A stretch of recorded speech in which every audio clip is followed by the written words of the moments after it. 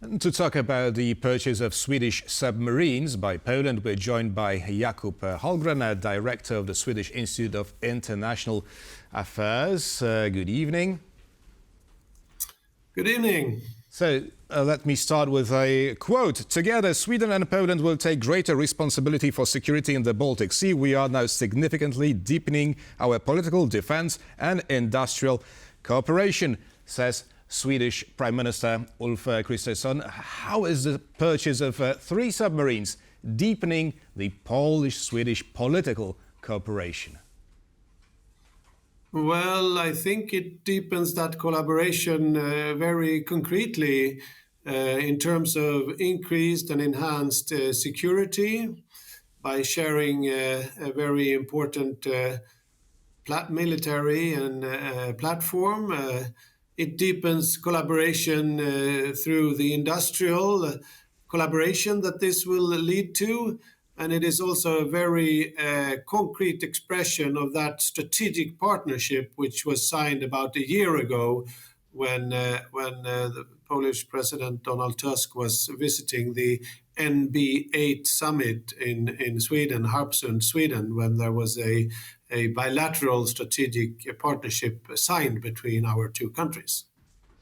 Now, talking about partnership, is Poland truly regarded by Stockholm as a vital partner in the Baltic region? Yeah, I think so. I have seen how Swedish governments, and I would say that there is a very strong bipartisan support for this, have worked very hard to enhance the relations between Sweden and Poland, also with Germany, but the 2 very big and important southern littoral states and allies, with Poland most notably, as we are talking about today. That is a very strong and strong strategic interest of the Swedish government, and I think it will remain so irrespective of which government, because we are of course sharing both membership in NATO and a joint threat from Russia. Seeing how Russia is stepping up its grey zone or hybrid activities, I don't think it needs much explaining that we as strong allies sharing the Baltic Sea must work very closely together. You've mentioned Germany. Now, Poland decided to buy its new submarines from Sweden and not from Germany. Now, could this herald a new regional cooperation framework? Now, could Poland be simply invited to maybe join Nordic countries' deterrence formats, such as the Nordic Baltic 8 or NORDEFCO? Yeah, that I don't know. I mean, JEF or NORDEFCO and NB8, I mean, Poland will remain a very strong strategic partner. I know that there is talk about the Nordic Baltic Plus, and there is the Nordic Baltic Plus, and then of course we have the ongoing reform of the Council of Baltic Sea States, where Poland is a prominent member and currently the chair. All of these political formats I foresee will be further intensified. But then we're of course talking about an operational reality where sharing such a vital and extremely important system as submarines, same technology designed for the shallow waters of the Baltic Sea, and thus kind of creating an unpredictability for the adversary is an extremely powerful joint statement. So we have both a tactical and a strategic collaboration that I see will be further enhanced. Right, but we're talking literally about 3 submarines. So how will the purchase of 3 submarines by Poland change the security of the Baltic Sea?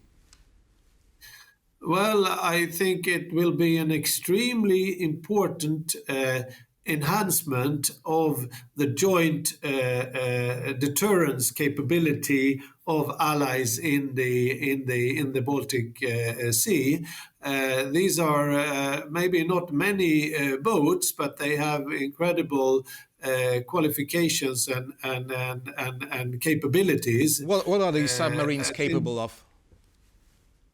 Well, they are first of all an extremely unpredictable and silent and stealthy, ears under the water, which of course with their weaponry provide a constant, unpredictable, unseen, stealthy threat for Russia as our joint adversary, and enhancing that capability and working together from the northern shores, that is Sweden, and the southern shores, that is the Baltic, Poland, will of course enhance that deterrence effect.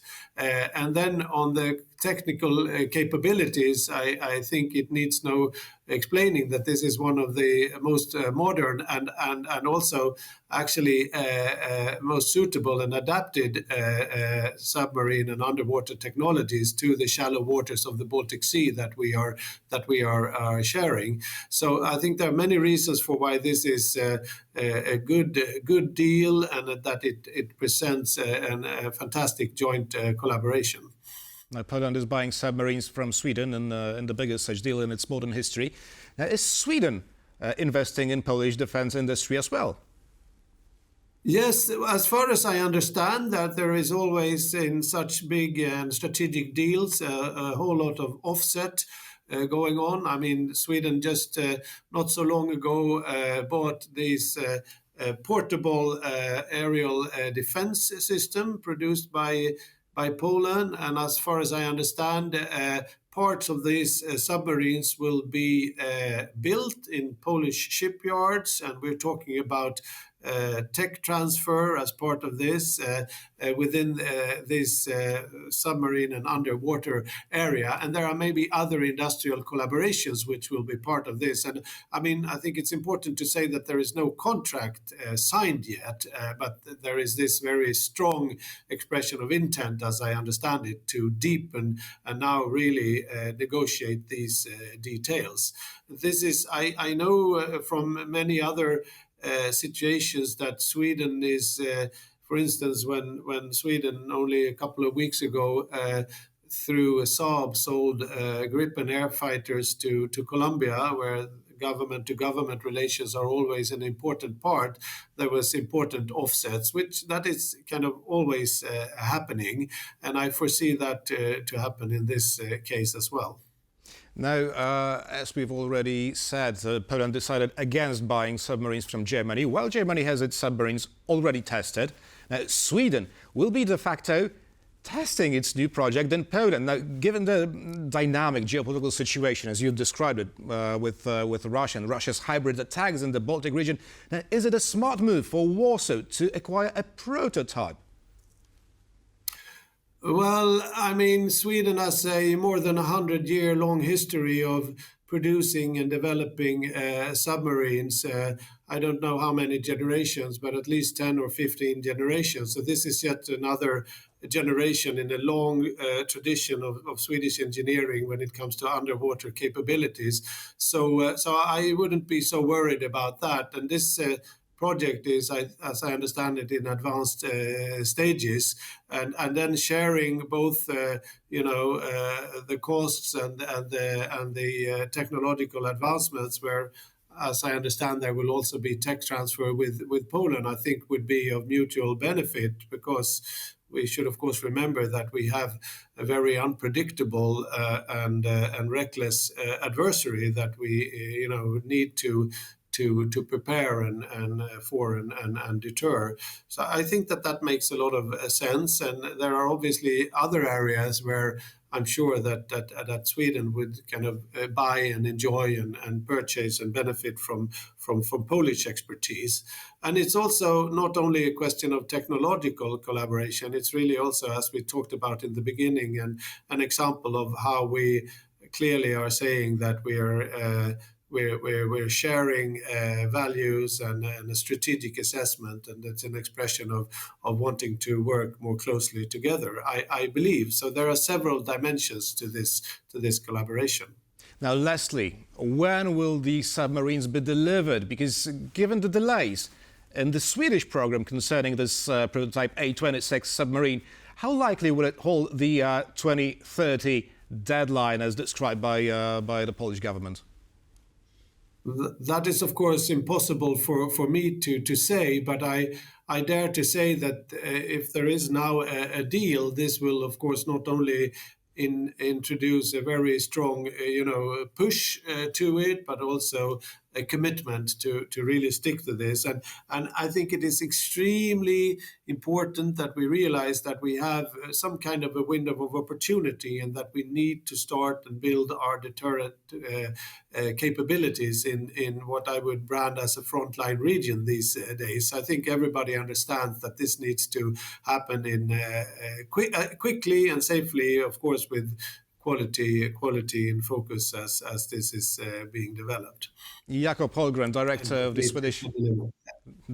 Swedish Institute of International Affairs, was our guest this evening. Thank you very much.